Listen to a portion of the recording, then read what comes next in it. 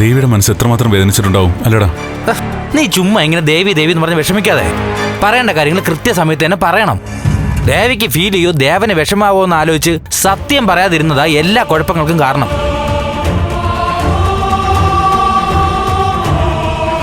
കെവിനെ, നിനക്ക് എന്തിന്റെ കേടാ?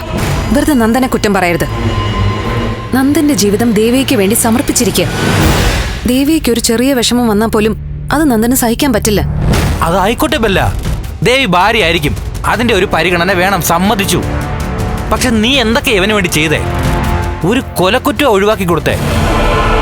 നന്ദൻ പക്ഷെ ആ സ്നേഹം നിന്നോട് കാണിക്കുന്നില്ലല്ലോ.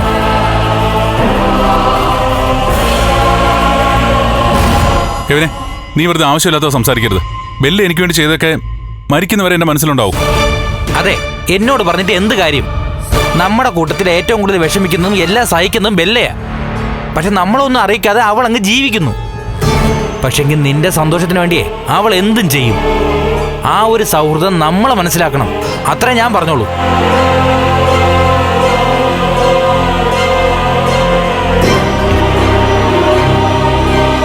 Bella, sorry. സോറിയോ? എന്തിന്? ഞാൻ ജീവിതകാലം മുഴുവൻ നിന്നോട് കടപ്പെട്ടിരിക്കുന്നു. മനഃപൂർവ്വം അല്ലെങ്കിലും ക്യാമ്പസിൽ നിന്ന് ഇറങ്ങുന്നതിന് മുമ്പ് മുതൽ ഞാൻ നിന്നെ അകറ്റി നിർത്തിയിരുന്നു. എന്നിട്ടും ബെസ്റ്റ് ഫ്രണ്ട് എന്ന നിലയിൽ നീ അന്നത്തെ പോലെ തന്നെ ഇന്നും കൂടെ നിൽക്കുന്നു. ബെല്ലയുടെ സ്ഥാനത്ത് മറ്റാരാണെങ്കിലും ഇതുപോലെ കൂടെ നിൽക്കില്ല. പ്ലീസ് നന്ദ, അങ്ങനെ കടപ്പാട് പോലൊന്നും പറയണ്ട. എന്റെ മനസ്സിൽ നന്ദന് പണ്ട് മുതലേ ഒരു സ്ഥാനമുണ്ട്.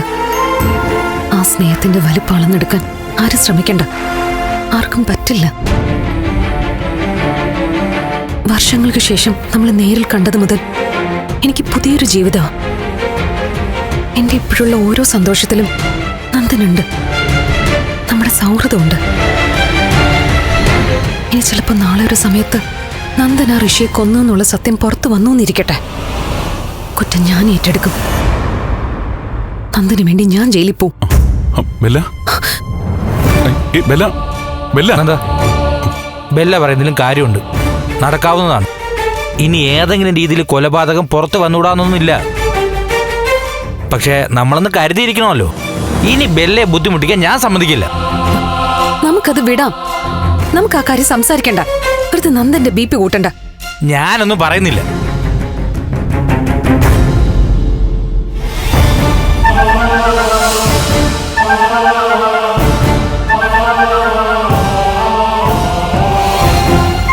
നന്ദ, ധൈര്യമായിട്ടിരിക്കെ.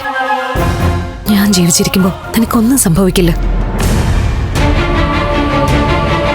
എന്റെ മരണം വരെ ഞാൻ നിന്റെ കൂടെ ഉണ്ടാവും.